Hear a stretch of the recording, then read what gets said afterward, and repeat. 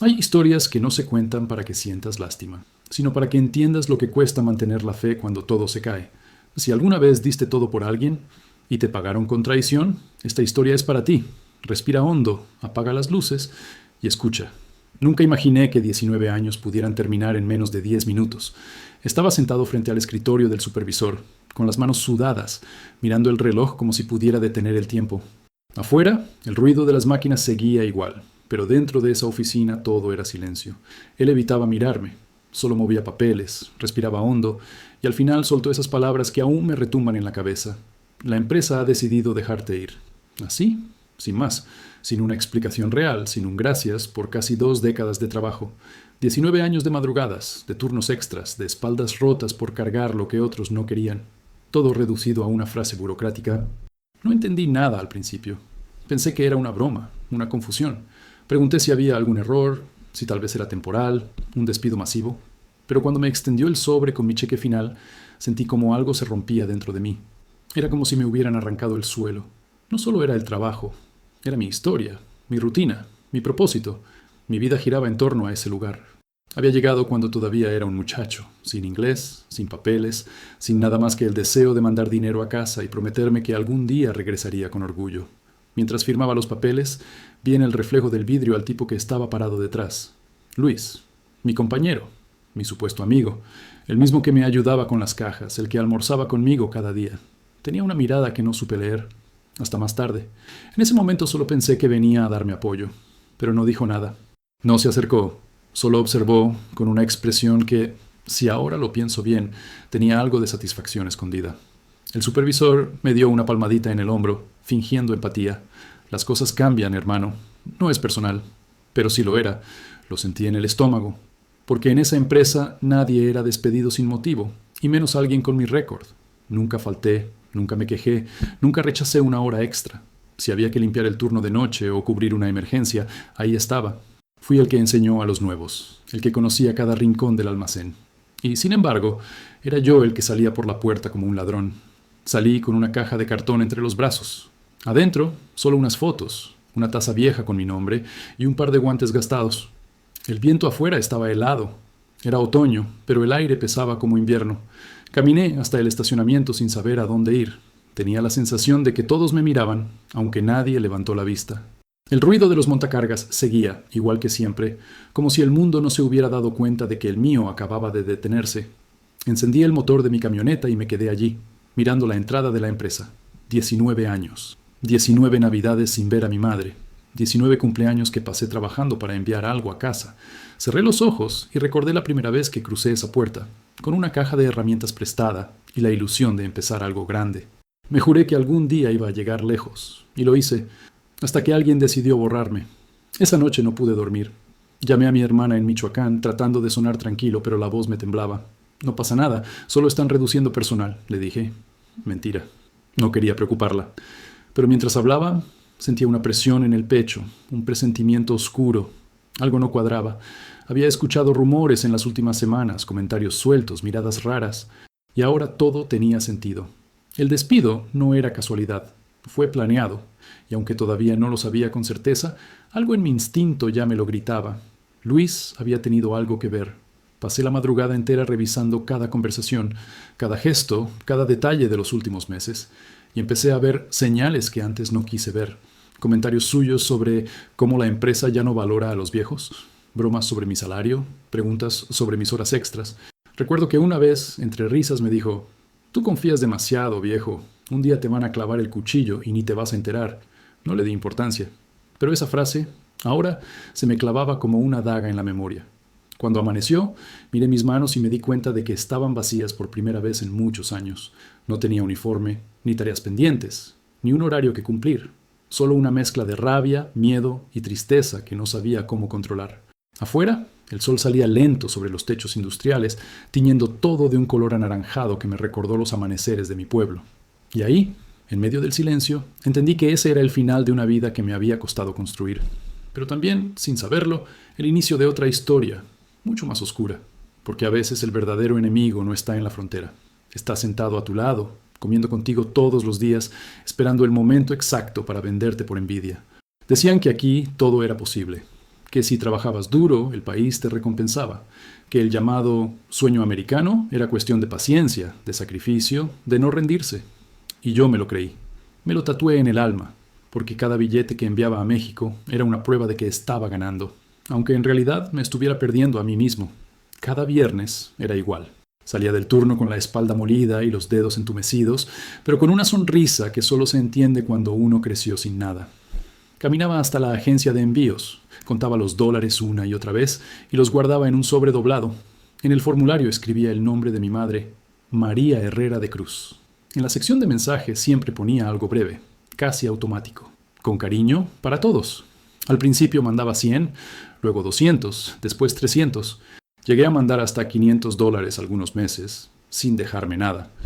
Vivía con lo justo, comía arroz y huevos casi todos los días, pero la idea de saber que mi familia tenía luz, techo y comida me daba fuerza para seguir. Mi madre me llamaba todas las semanas. «Hijo, con lo que mandaste, compramos una estufa nueva», me decía.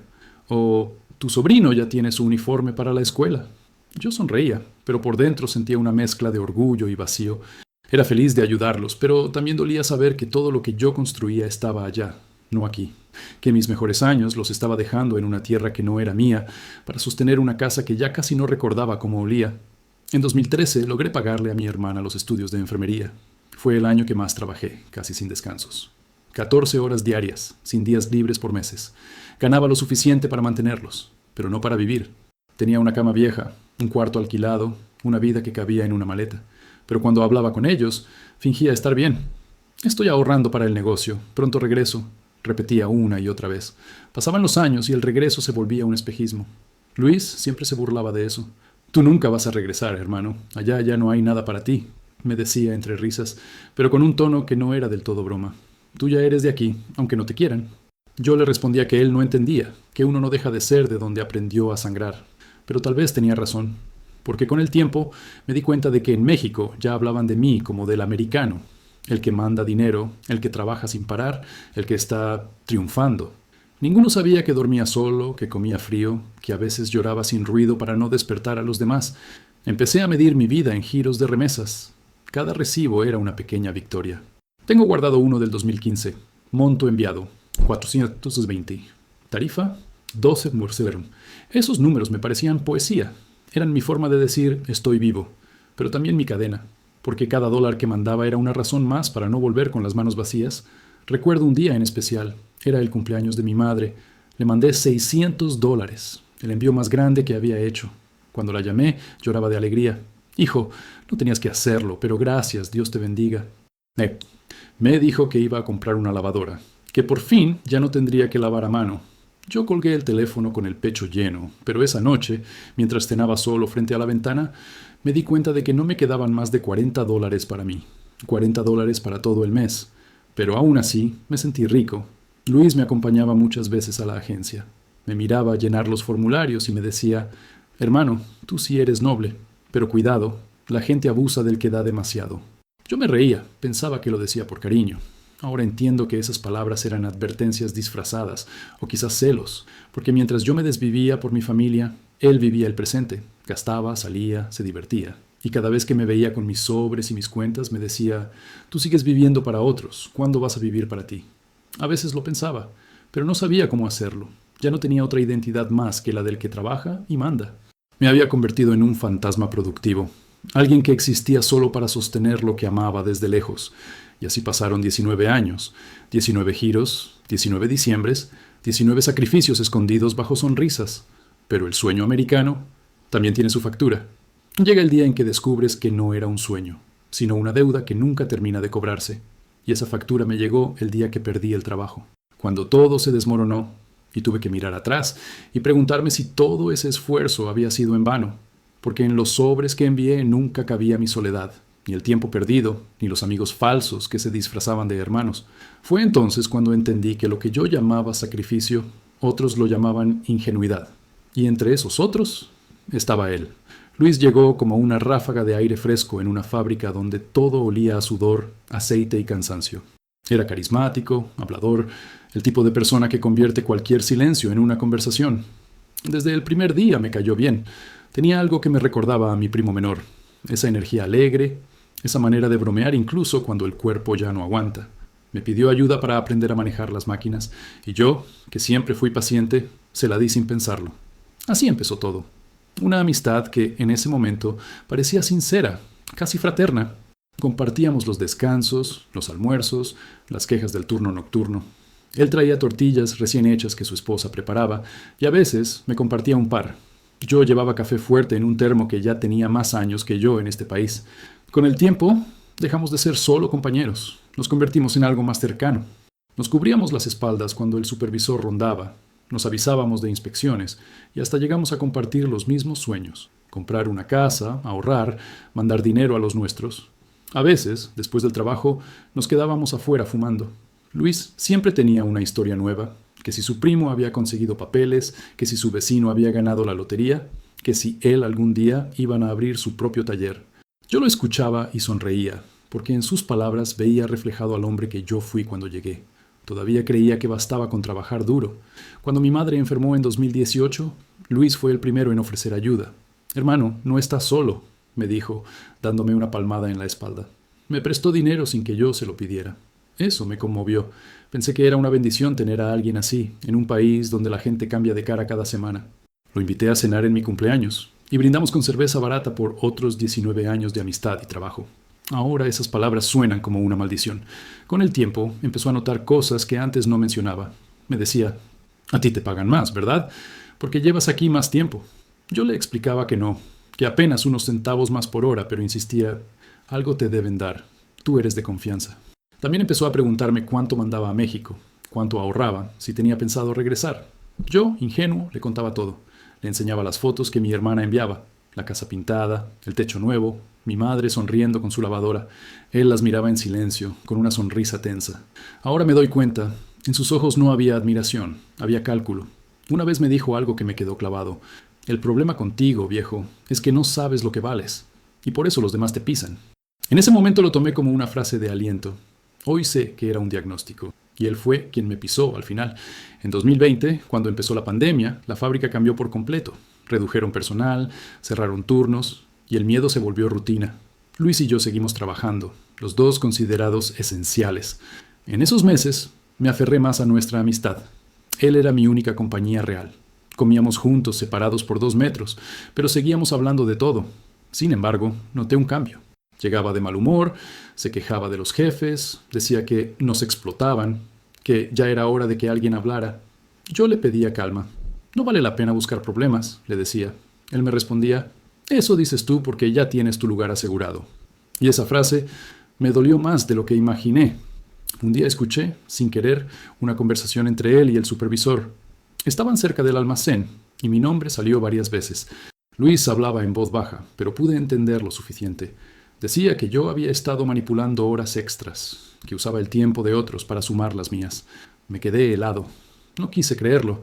Pensé que había malentendido, pero después de eso, las cosas cambiaron. El supervisor dejó de saludarme, me miraba con desconfianza y de repente me cambiaron de turno. Luis fingió sorpresa cuando se lo conté. «¿De verdad? Qué raro, hermano. Seguro es algo temporal». Me dio una palmada, igual que el día que me ofreció ayuda. Pero su mirada, esa vez, era otra. Había algo opaco, algo frío. No era mi amigo el que me hablaba. Era alguien que ya había decidido traicionarme. Empecé a desconfiar, pero no tenía pruebas, solo intuiciones. Y el problema con la intuición es que no la puedes mostrar en una oficina cuando te acusan. Nadie te cree. Los meses siguientes fueron una tormenta silenciosa. Luis se acercaba más al supervisor, hablaba con él, le traía café. Yo lo observaba desde lejos, intentando convencerme de que no era lo que parecía. Pero en el fondo ya sabía la verdad. Lo que me sostuvo todo ese tiempo fue el recuerdo de mis 19 años de trabajo, la fe de que nadie podía borrar eso con mentiras, hasta que lo hizo. Y lo peor es que cuando me dieron la noticia de mi despido, él estaba allí. No dijo una palabra, no intentó ayudar, solo me miró con esa misma sonrisa disimulada que ahora sé que no era pena, era alivio. Porque en su mente por fin me había alcanzado, por fin el viejo que todos respetaban estaba de rodillas. Y en ese instante entendí algo que me perseguiría durante meses. La traición duele más cuando viene de quien te llamaba hermano. No fue de un día para otro. La traición, me di cuenta después, no llega con ruido, llega despacio, con una sonrisa. Luis no me apuñaló de frente, me fue empujando poco a poco hacia el borde, con palabras disfrazadas de consejo, con gestos pequeños que parecían insignificantes. Yo lo veía como a un hermano, y él me veía como un obstáculo. Pero en ese momento yo no lo sabía. Todo empezó con sus bromas. Viejo, ya te ganaste la lotería con tantos años aquí, decía frente a los demás, y todos reían. Yo también reía, sin saber que en esas risas se escondía veneno. Me hacía preguntas como si le importara. ¿Cuánto ganaba? ¿Cuánto mandaba? Si tenía ahorros, si pensaba retirarme. Y cuando le respondía, siempre me decía lo mismo. A ti te va mejor porque eres el favorito. Al principio no lo tomé en serio. Pensé que era envidia pasajera, que con el tiempo se le pasaría. Pero no, era una semilla. Y él la regaba cada día, frente a quien quisiera escuchar. Pronto los compañeros comenzaron a tratarme distinto. Las conversaciones se detenían cuando entraba al comedor. Dejaban de reírse cuando me acercaba. Algunos me miraban con recelo, otros con lástima. Luis seguía a mi lado, como si nada, pero ya no era el mismo. Había algo en su tono, en su forma de hablarme. Me hacía sentir que le debía algo. Si no fuera por mí, ya te habrían sacado hace tiempo, me dijo una tarde, medio en broma, medio en serio. Yo soy el que les dice que tú todavía sirves. Ahí entendí que algo estaba muy mal. Me tenía bajo su control.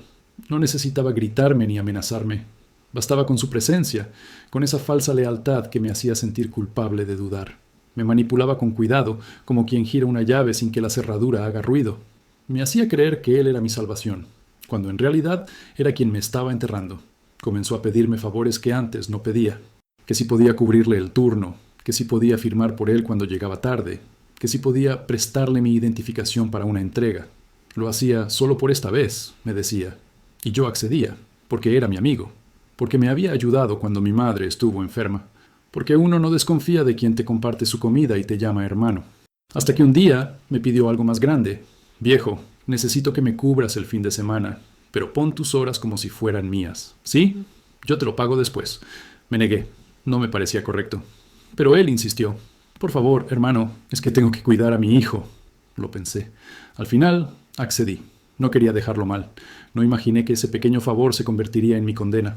Semanas después, cuando empezaron las auditorías internas, supe que había un problema con los registros. Había horas duplicadas, pagos mal asignados, reportes inconsistentes. No le di importancia al principio, hasta que escuché mi nombre entre los que estaban bajo revisión. Fui directo con el supervisor. Le expliqué que debía haber un error. Me miró sin emoción y solo me dijo, ya hablaremos. Luis me evitó durante esos días. Ya no se sentaba conmigo, ya no me hablaba. Cuando lo confronté, me respondió con frialdad, no sé de qué hablas. Tú hiciste lo que hiciste, viejo. En ese momento, supe que todo había sido planeado. Las bromas, los favores, los rumores, todo formaba parte de un mismo juego. Él me había puesto la trampa, y yo, por confiar, la había pisado. Esa semana fue la más larga de mi vida. Dormía poco, comía menos. Pensaba en los años que había pasado construyendo una reputación limpia, en lo fácil que era destruirla con una mentira. Intenté hablar con el supervisor, con recursos humanos, con quien fuera. Nadie me escuchó. Todos parecían tener la mente ya hecha. Luis había sido más rápido. Había hablado antes que yo. Y cuando uno habla primero, suele ganar la historia. Un viernes, al salir del turno, lo encontré afuera, fumando. Me acerqué y le pregunté por qué lo había hecho. Me miró, soltó una risa seca y dijo, porque tú ya tenías todo. El respeto, los años, la confianza. Y yo solo tenía tu sombra. Lo dijo sin culpa, como si fuera lógico. Como si traicionar a un amigo fuera una forma de equilibrar la balanza. Esa noche caminé solo hasta mi apartamento, con un frío que no venía del clima. Era el frío de la decepción, el de entender que no importa cuánto des, siempre habrá alguien dispuesto a armar o arrancártelo si ve una oportunidad. Pensé en los años, en las remesas, en los sacrificios, y todo me pareció absurdo. 19 años y un amigo bastaron para tirarlo todo por la borda. Cuando al lunes siguiente me llamaron a la oficina, ya lo sabía. No necesitaba que me lo dijeran. Luis me había vendido. Y lo peor de todo fue que no lo hizo por necesidad. Lo hizo por envidia. A veces pienso que ese tipo de envidia no nace del dinero, sino de algo más profundo. De la rabia de ver a otro resistir donde uno se rompe. Luis no soportó verme mantener la calma, seguir firme, seguir enviando dinero, seguir creyendo que todo valía la pena. Me odiaba por ser lo que él nunca fue. Constante. Y en ese momento, mientras veía cómo mi mundo se desmoronaba sin remedio, entendí algo que me dolió más que el despido. No hay traición más cruel que la que se hace despacio, con una sonrisa y una mano en el hombro. Después del despido, el silencio se volvió un ruido constante en mi cabeza. Ya no tenía el sonido de las máquinas, ni el olor a grasa, ni la rutina que me mantenía en pie. Solo tenía mi mente, y eso era lo más peligroso. Pasaba los días mirando el teléfono, esperando una llamada que no llegaba. Nadie de la empresa me contactó, y Luis, por supuesto, desapareció del mapa. En los primeros días pensé en enfrentarlo, buscarlo, gritarle en la cara todo lo que me había robado. Pero ¿de qué servía? Ya había ganado. Yo era el culpable, el que había hecho trampa. En ese país, cuando no tienes apellido ni documentos perfectos, nadie pregunta tu versión. Así que me quedé callado, pero no duró mucho. La llamada que sí llegó fue de México. Era mi hermana, Ana. Su voz sonaba diferente, como si tuviera miedo de decirme algo. Me dijo que mamá estaba peor, que el corazón ya no resistía igual, que el médico había dicho que necesitaban una cirugía urgente. Cuesta $5,000, hermano. No tenemos ese dinero. Me quedé en silencio. $5,000. Esa cifra me rebotaba en la cabeza. 5,000. En otro momento, habría podido reunirlos en unos meses, con horas extra, con doble turno, con trabajo, pero ahora no tenía nada, ni empleo, ni ahorros, apenas unos billetes en la cartera y una cuenta bancaria vacía. Aún así, le prometí que lo conseguiría. No podía decirle que no. No podía decirle que, después de 19 años, no tenía ni para salvar la vida de nuestra madre. Colgué el teléfono y me quedé mirando la pared. Sentí una mezcla de rabia y vergüenza. Rabia porque la vida parecía ensañarse conmigo. Y vergüenza porque, en el fondo, sabía que no podía cumplir esa promesa. Pasé esa noche sin dormir, pensando en todas las formas posibles de conseguir el dinero. Vendí la camioneta, empeñé mis herramientas, hasta vendí una cadena que mi madre me había dado antes de cruzar la frontera. Conseguí algo, pero no lo suficiente. Me faltaban más de 3,000. Entonces recordé a Luis. Sí, a él. Porque, irónicamente, era la única persona en este país que conocía mi historia, mi familia, mis deudas. Me odiaba por dentro, pero la desesperación te hace cruzar líneas que juraste nunca pisar. Lo llamé. Me contestó con su voz de siempre, como si nada hubiera pasado. Hermano, ¿cómo estás? Esa palabra, hermano, me dolió como un golpe. Le expliqué la situación, sin orgullo, sin adornos. Le pedí un préstamo. Le dije que era una emergencia, que era para mi madre, que le pagaría cada centavo. Hubo un silencio largo. Luego, con una calma casi teatral, me respondió: «Sabes que te ayudaría, viejo, pero no tengo dinero. Las cosas también están difíciles para mí». Mentía, lo sabía, pero lo dijo con tanta serenidad que no pude discutir. Me sentí humillado, como si me estuviera pidiendo perdón por algo que no pensaba hacer. «Tal vez puedas pedirle a tu familia allá», añadió, antes de colgar. Esa noche sentí algo que nunca había sentido. Resentimiento, no solo contra él, sino contra todos. Contra la empresa, contra el país, contra la suerte. Me pregunté para qué había trabajado tanto, para qué había mandado tanto dinero, si al final no tenía a nadie que pudiera ayudarme. Los días siguientes fueron un torbellino. Busqué trabajos temporales, limpié garajes, cargué cajas por unos cuantos dólares al día. Dormía poco, comía menos. Cada dólar lo guardaba en un sobre con el nombre de mi madre escrito en la esquina. Faltaban 2 semanas para la cirugía y aún no tenía ni la mitad. Llamaba a mi hermana cada 2 días. Su voz se volvía más tensa, más frágil. «Haz lo que puedas, hermano. Dios proveerá», me decía. Pero yo sabía que el tiempo se acababa. Una tarde, mientras salía de un trabajo temporal descargando camiones, recibí un mensaje. Era de Luis. «Podría ayudarte con algo, pero necesito que hagas un favor primero». El corazón me dio un salto. Le respondí enseguida. Me citó en un café cerca del centro. Llegué puntual. Él apareció 20 minutos después, con su chaqueta nueva y su sonrisa ensayada. Me explicó el favor. Dijo que tenía unos contactos en la empresa, que podía hablar con ellos, que tal vez podían revisar mi caso para que me recontrataran, o al menos me dieran una compensación, pero que necesitaba que yo firmara una declaración donde asumía la culpa total del error con las horas extras y que lo exculpaba oficialmente. «Si lo haces, puedo hablar con ellos, conseguirte algo de dinero, viejo». Los gringos respetan a quien acepta su culpa. Me quedé helado. No era un favor, era un chantaje. Quería limpiar su nombre usando el mío como escudo. Me quedé mirándolo, con las manos temblando. Por dentro, una voz me gritaba que lo mandara al infierno. Pero otra, más débil y más humana, me recordaba a mi madre, a su cama de hospital, a los $5,000 que no tenía. Firmé. Esa firma fue mi rendición. En ese momento no pensé en el orgullo, ni en la justicia. Solo pensé en sobrevivir, en salvar a mi madre, en cumplir esa promesa. Cuando salí del café, la tarde estaba gris y el viento olía a lluvia. Caminé sin rumbo, con la cabeza baja. Me sentía sucio, derrotado, Me había traicionado a mí mismo por un pedazo de papel que, en el fondo, no iba a cambiar nada. Y no lo cambió. Una semana después, mamá murió. No alcancé a enviar el dinero. Ana me llamó llorando y yo no supe qué decir. Me quedé en silencio, con el teléfono en la mano, escuchando su llanto mezclado con el ruido del viento en mi ventana. Esa noche comprendí que a veces la vida no te quita todo de golpe, te lo quita de a poco, mientras sigues creyendo que puedes recuperarlo, y lo que Luis me había quitado no era solo el trabajo, era la fe en la bondad de la gente. Todavía recuerdo el momento exacto en que descubrí la verdad. No fue una sospecha ni un rumor, fue una prueba, algo que me dejó sin aire. Habían pasado ya varias semanas desde que firmé aquel papel. Yo vivía con el cuerpo en automático, tratando de sobrevivir, buscando trabajos por día, comiendo lo que podía, pero por dentro seguía dándole vueltas a todo. No podía quitarme de la cabeza esa sensación de que algo más grande se escondía detrás de mi despido. Y una tarde, mientras revisaba el correo en el buzón oxidado del apartamento, la verdad me cayó encima como un golpe seco. Entre los sobres de cuentas impagas y publicidad, había uno con el logo de la empresa. Pensé que era un error. Lo abrí con manos temblorosas. Era una copia del informe interno de auditoría que había provocado mi despido. Lo habían enviado por equivocación. Lo sé porque estaba dirigido al departamento legal, no a mí. Pero mi dirección seguía en el sistema y por algún descuido, el sobre terminó en mis manos. Dentro había un informe detallado con mi nombre en la primera página y con otro en la segunda. Luis Mendoza. Leí cada línea con el corazón en la garganta. Ahí estaba todo. Las horas alteradas, las entradas duplicadas, las declaraciones de testigos. Pero no era mi firma, era la suya. Las copias de seguridad mostraban su usuario, sus registros. Y lo peor de todo, había un informe adicional, firmado por él, donde aseguraba que yo lo había presionado para cubrir mis faltas, que me había aprovechado de su confianza. No solo me había usado, había escrito mi condena con sus propias palabras. Recuerdo que tuve que sentarme, sentía un zumbido en los oídos, como si el mundo entero se alejara. Cada línea del documento me dolía como una herida abierta.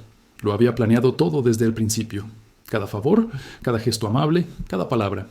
Todo había sido una construcción lenta para llegar a ese punto, para borrar sus huellas usando las mías. Esa noche no dormí. Caminaba de un lado a otro en el cuarto, con el informe en la mano. A ratos quería romperlo, a ratos quería guardarlo como prueba. No sabía qué hacer. Pensé en ir a la empresa, en denunciarlo, en buscar un abogado, pero ¿con qué dinero? ¿Quién iba a escuchar a un inmigrante sin trabajo contra un empleado con buen historial? Nadie. El sistema no está hecho para escuchar a los que no tienen voz. A la mañana siguiente lo llamé, no para pedirle explicaciones, sino para mirarlo a los ojos una última vez. Me respondió con esa voz tranquila que usaba cuando quería parecer inocente. «Viejo, ya te dije que no tuve nada que ver», dijo. «No te metas más en eso. Acepta lo que pasó y sigue adelante». Su tono era casi paternal, como si me estuviera haciendo un favor. No pude contenerme. Le grité que lo había visto todo, que tenía el informe, que sabía que él había firmado. Hubo un silencio largo, y luego se rió. «¿Y qué vas a hacer con eso, viejo? Nadie te va a creer. Tú firmaste el papel, tú aceptaste la culpa».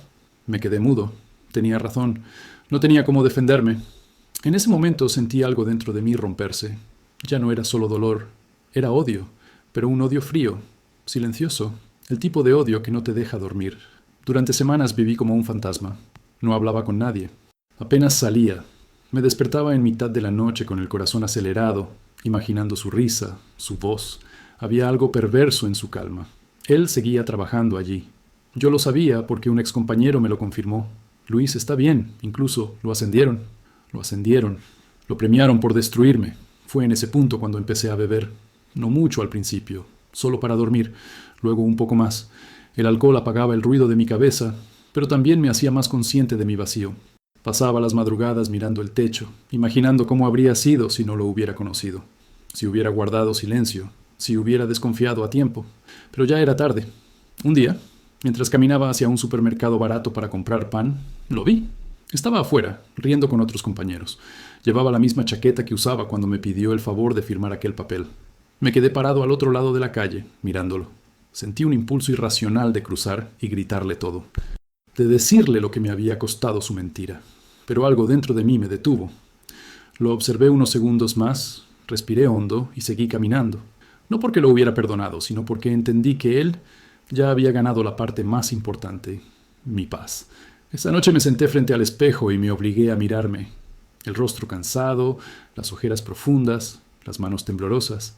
No era el mismo hombre que llegó en 2004 con una mochila y esperanza. Era otro. Alguien que había sido despojado de todo menos del recuerdo.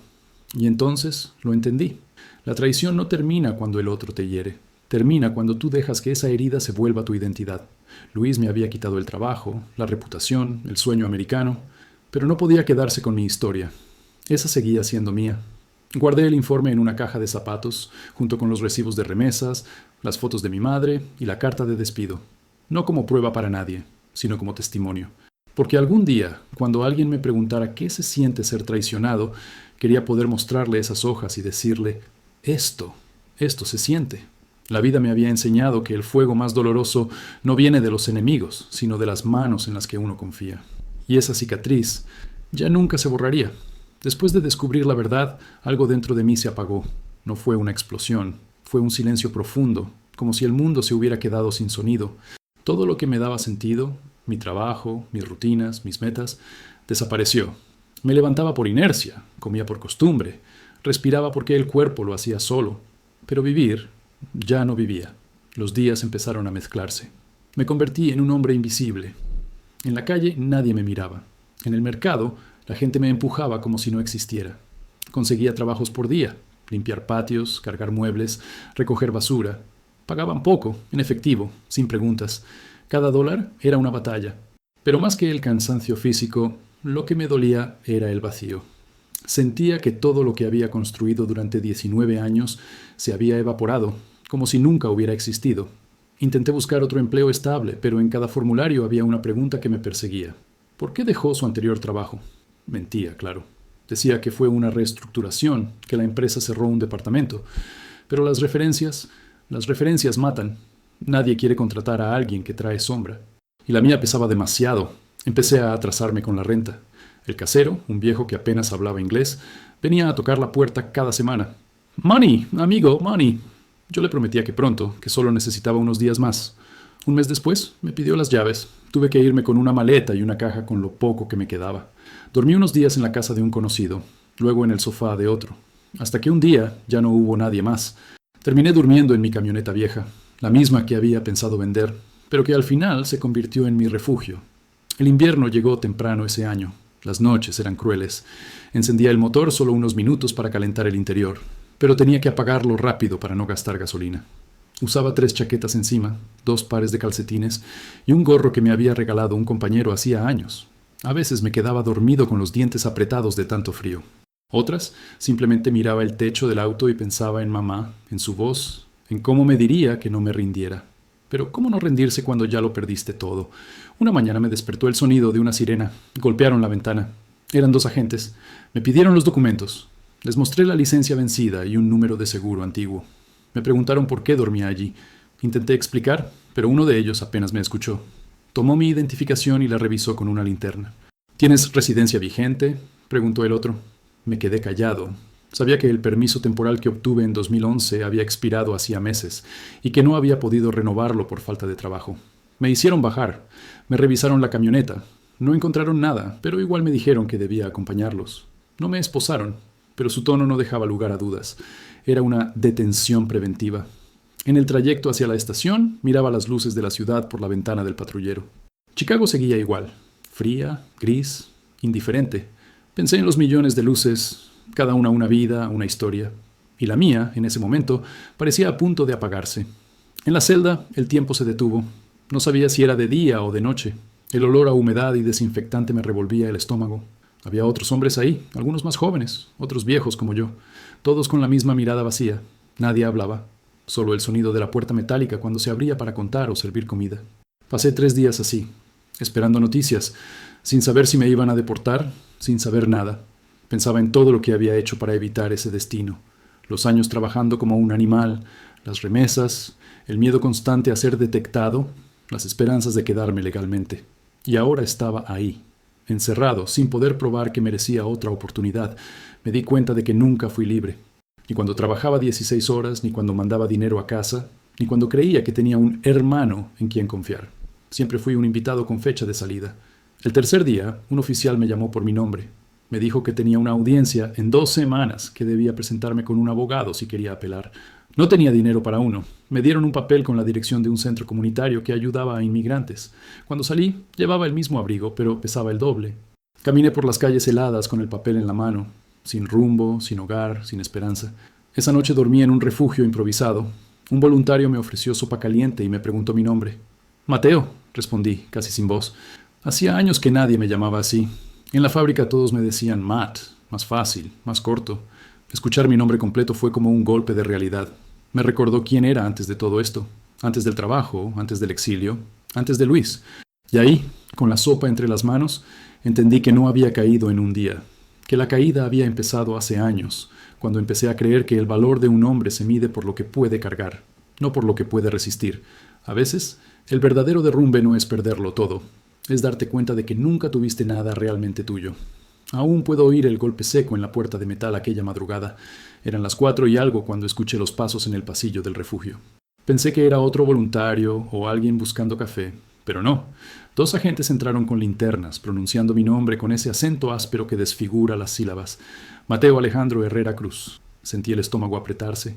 No hizo falta que dijeran más. Sabía exactamente a qué habían venido. No grité, no resistí. Había vivido demasiados años huyendo del miedo como para volverme loco justo ahora. Me levanté despacio, con las manos arriba, temblando. Uno de ellos me esposó con cuidado. El otro revisó mi mochila. Dentro no había nada más que una Biblia vieja, un rosario y un sobre con fotos. ¿Algún documento vigente?, preguntó el más joven. Negué con la cabeza. Ni siquiera intenté mentir. Ya no tenía fuerzas para inventar otra historia. El aire afuera estaba helado. Cada respiración se me convertía en humo. Me metieron en la camioneta y arrancaron sin decir palabra. A través del vidrio sucio vi cómo la ciudad despertaba. Los camiones de basura, las luces de las tiendas, la vida que seguía sin mí. En ese instante me di cuenta de algo brutal. El mundo no se detiene por la tragedia de un hombre. Me llevaron a un centro de detención en las afueras de Aurora. Un lugar frío, limpio y sin alma. Paredes blancas, luces que nunca se apagan, pasillos donde el eco de los pasos parece burlarse de ti. Me tomaron las huellas, las fotos. Me dieron un uniforme gris y un número. Ya no era Mateo, era el 47811. En ese sistema, los nombres estorban. Los días allí adentro se miden por la cantidad de veces que pasa el guardia frente a tu puerta. Desayuno a las 6, conteo a las 9, almuerzo a las 12, silencio el resto del tiempo. Algunos rezan, otros se quedan mirando el vacío. Yo escribía en pedazos de papel lo que recordaba de mi vida, como si al escribirlo pudiera rescatarla. Tenía miedo, claro. Miedo de ser deportado sin aviso, de desaparecer sin dejar rastro. Pero más que miedo, tenía vergüenza. Vergüenza de imaginar a mi hermana recibiendo la noticia, a mis sobrinos preguntando por qué su tío americano había terminado así. En el pabellón conocí a un hombre hondureño que llevaba 3 meses esperando su audiencia. Me dijo que el juez casi nunca escuchaba, que los abogados gratuitos solo podían decir unas cuantas frases antes de que el caso se cerrara. Aquí no hay justicia, hermano, me dijo una noche. Aquí solo hay suerte. Lo miré y no respondí. Tal vez tenía razón. Tal vez la suerte siempre fue lo único que tuve y ahora se me había acabado. Pasé las noches repasando todo, los años de trabajo, la traición de Luis, la firma que me condenó, la muerte de mi madre. Todo se mezclaba. A veces soñaba con el ruido de las máquinas, con el olor a cartón, con su voz riéndose detrás de mí. Despertaba sudando, con el corazón acelerado, sintiendo el peso de las cadenas incluso cuando no las tenía puestas. Una mañana me llamaron a la oficina del supervisor. «Tiene audiencia el martes», me dijo un oficial con voz monótona. «¿Puede solicitar asistencia legal o firmar la deportación voluntaria?» Me quedé mirándolo sin entender. «Deportación voluntaria. Qué frase más absurda. Nada de eso era voluntario». Pero asentí. Le pedí un abogado, aunque sabía que probablemente no cambiaría nada. Los días antes de la audiencia fueron los más largos de mi vida. Intenté rezar, pero las palabras ya no me salían. Solo recordaba la voz de mi madre, suave, diciéndome de niño: «Hijo, no dejes que el rencor te convierta en otro hombre».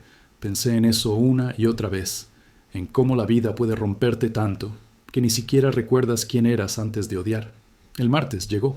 Me pusieron las esposas otra vez y me llevaron a una sala con una bandera estadounidense detrás del juez.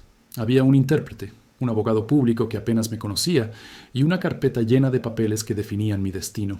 El juez me miró brevemente. «Señor Herrera, ¿tiene algo que decir antes de la resolución?» Tragué saliva. No tenía nada preparado, pero las palabras salieron solas. «Solo quería trabajar, señor. No robé, no dañé a nadie. Vine porque allá no había futuro. Mandé dinero cada mes, ayudé a mi familia. Todo lo que tengo está aquí, en este país que ahora me quiere echar. No pido compasión, solo una oportunidad para empezar de nuevo. El intérprete tradujo. El juez bajó la mirada, hojeó los papeles y dijo: Entiendo, pero la ley es clara. Golpeó la mesa. Caso cerrado. Ese sonido, el golpe del mazo, fue más fuerte que cualquier grito. Fue el cierre de mi historia americana. Salí de la sala con las manos frías y el alma vacía. De camino al vehículo que me llevaría al centro otra vez, el intérprete se me acercó y susurró: Lo siento, hiciste lo que pudiste. Esa noche, en la celda, me quedé mirando el techo. Ya no había rabia ni lágrimas, solo una paz amarga.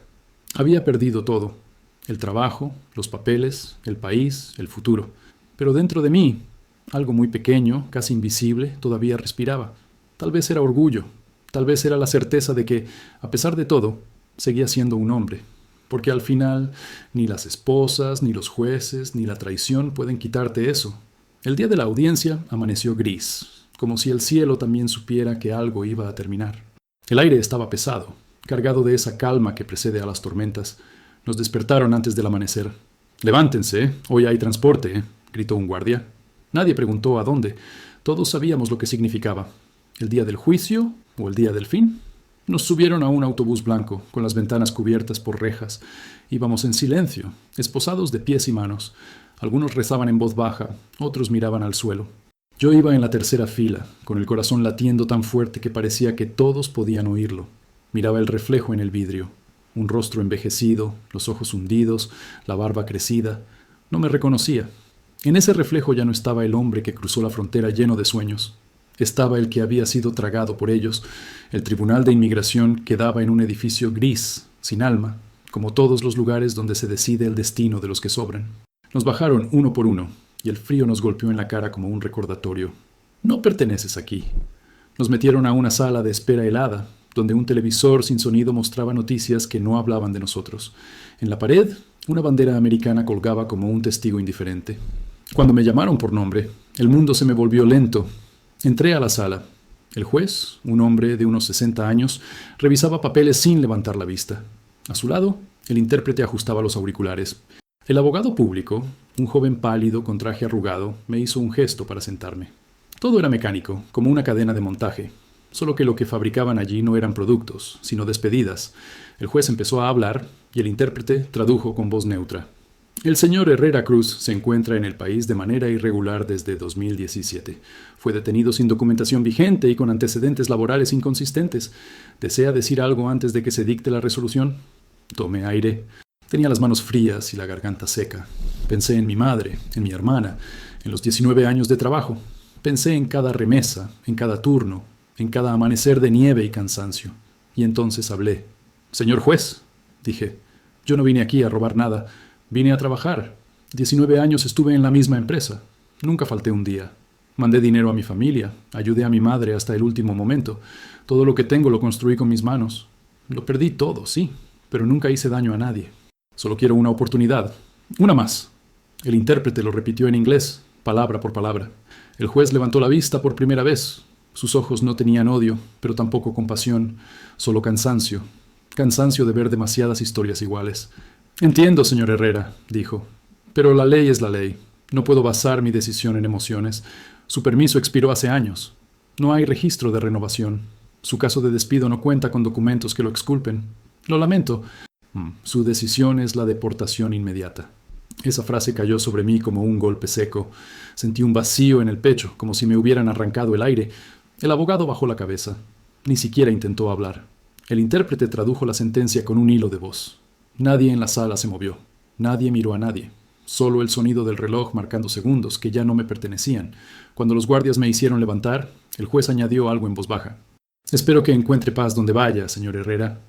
Lo dijo sin malicia, pero sonó como un epitafio. En el pasillo, otro grupo esperaba su turno. Me crucé con una mujer joven con un bebé en brazos. Nos miramos un segundo. En sus ojos vi el mismo terror que yo había sentido. No tuve palabras, solo una leve inclinación de cabeza. Un gesto pequeño entre dos almas que saben lo que significa perder un país sin haberlo tenido nunca. De regreso al centro de detención, el silencio era más pesado que nunca. Nadie hablaba, solo el zumbido del motor y el tintinear de las cadenas. Cerré los ojos y pensé en lo irónico que era todo. Había pasado casi 2 décadas levantando cajas, limpiando pasillos, cumpliendo cada regla, y ahora me iban a sacar del país como a un criminal. Esa noche, cuando me devolvieron a la celda, el guardia me dejó un sobre. Dentro había una carta de Ana.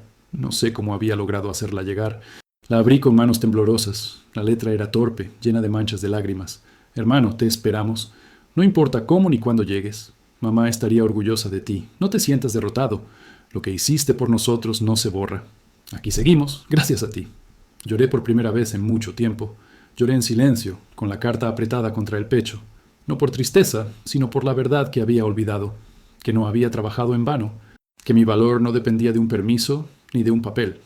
El mundo me había despojado de todo, menos de mi historia.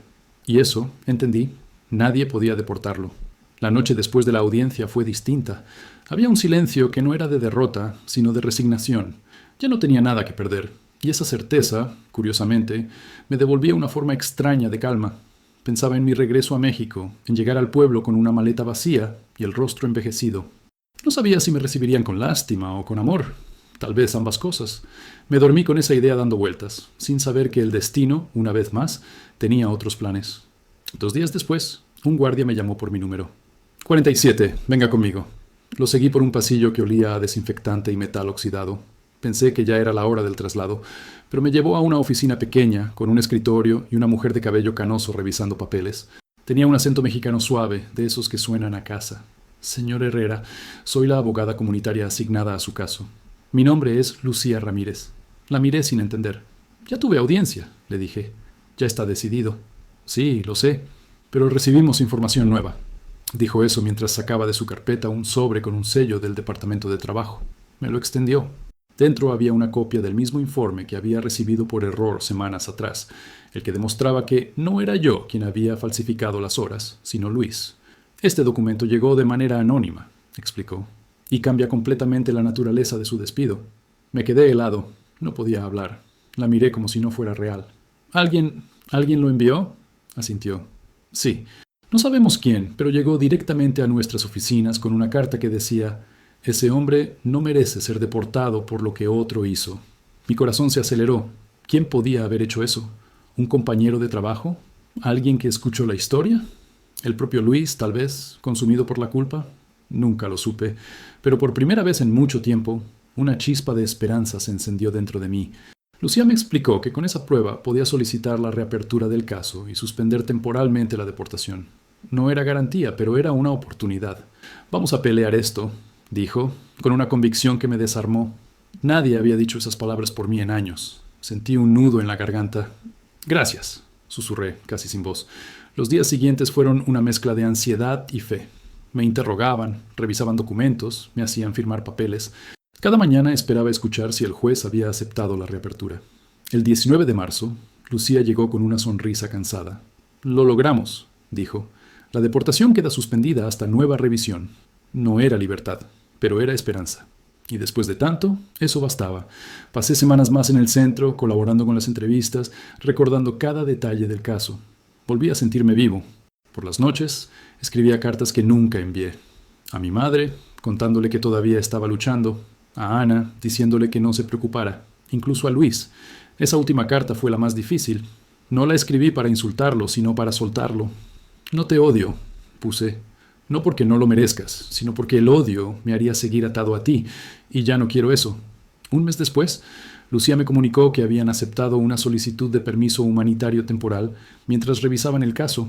Eso significaba que podía salir, trabajar legalmente durante un tiempo. Cuando firmé los papeles de liberación, las manos me temblaban. El guardia me devolvió mis cosas en una bolsa, el rosario, las fotos, la Biblia. Las toqué como si fueran reliquias. El día que salí del centro, el cielo estaba azul. Azul de verdad, no como esas luces frías de los pasillos. Caminé sin rumbo por la calle, sintiendo el sol en la cara. Era un sol distinto. No sé cuánto tiempo estuve parado ahí, respirando. Tal vez minutos, tal vez horas. No pensaba en el futuro, ni en los papeles, ni en el dinero. Solo en el simple hecho de estar de pie. Semanas después, Lucía me ayudó a conseguir trabajo en una pequeña tienda de mantenimiento. Barría, organizaba herramientas, limpiaba vitrinas. No era mucho, pero era honesto. Cada vez que recibía mi pago, guardaba una parte en un sobre con el nombre de mi madre. No porque aún necesitara el dinero, sino porque me recordaba quién era. Una tarde, al salir del trabajo, revisé el buzón del apartamento donde me alojaba. Había una carta sin remitente. Dentro, una hoja doblada, una sola frase escrita a mano. Ya pagué por lo mío. Que Dios te dé paz. No había firma, pero no la necesitaba. Reconocí la letra de inmediato. Era de Luis. No sé si fue una confesión, una disculpa o una manera de librarse. La leí una vez, luego otra, y finalmente la guardé en la caja donde conservo el informe, los recibos y la carta de mi hermana. Cerré la tapa y por primera vez en mucho tiempo respiré sin rabia. El destino no me devolvió lo que perdí. No me devolvió los 19 años, ni a mi madre, ni la inocencia, pero me devolvió algo más valioso, la capacidad de seguir creyendo. Creer que, incluso en la oscuridad más absoluta, siempre puede haber una mano anónima que deja una luz encendida. Han pasado meses desde que salí de ese lugar y todavía despierto algunas noches creyendo que sigo allí, con el sonido metálico de las puertas y el frío pegado a los huesos. Pero ya no hay guardias, ni rejas, ni luces blancas, solo el silencio de un pequeño cuarto en las afueras de Chicago, donde el tiempo parece moverse más despacio. Hay días en que todavía miro por la ventana, esperando algo que no sé nombrar. Tal vez justicia, tal vez paz, o simplemente la certeza de que todo lo vivido no fue en vano. A veces camino por las calles donde antes trabajaba.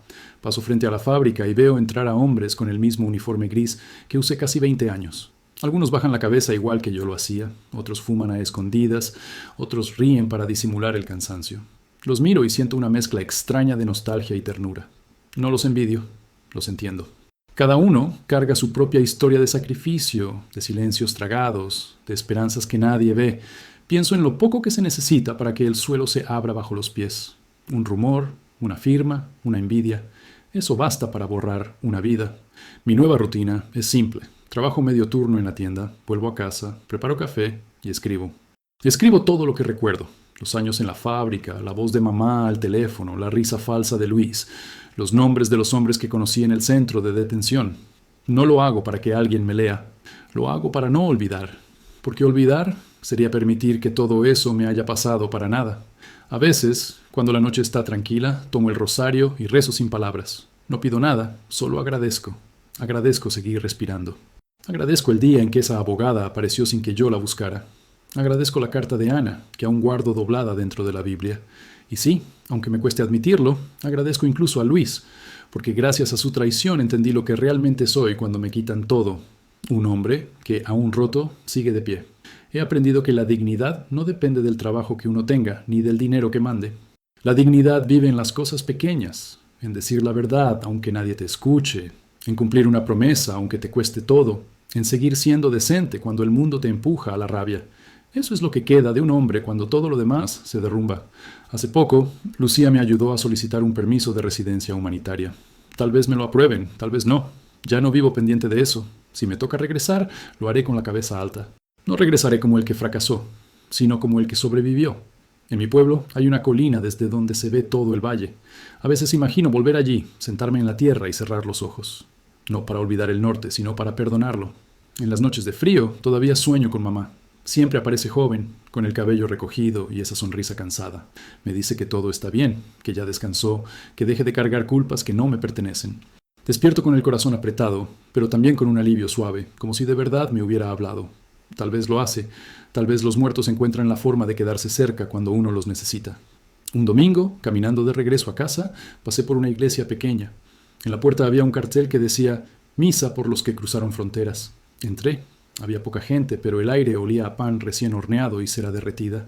Me senté en la última fila, cerré los ojos y escuché los cantos. No entendí todas las palabras, pero cada nota me golpeó el pecho. No me sentí extranjero. Por primera vez en muchos años me sentí parte de algo. Cuando terminó la misa, el sacerdote se acercó y me dio la mano. «Bienvenido a casa, hijo». No supe qué responder. Solo asentí. No sabía si se refería a la iglesia o al país. Pero en ese momento comprendí que el hogar no es un lugar, es un instante, un pedazo de paz que uno encuentra entre las ruinas. Ahora vivo con poco, pero tengo algo que el dinero no puede comprar: silencio. Un silencio que no duele, que abraza.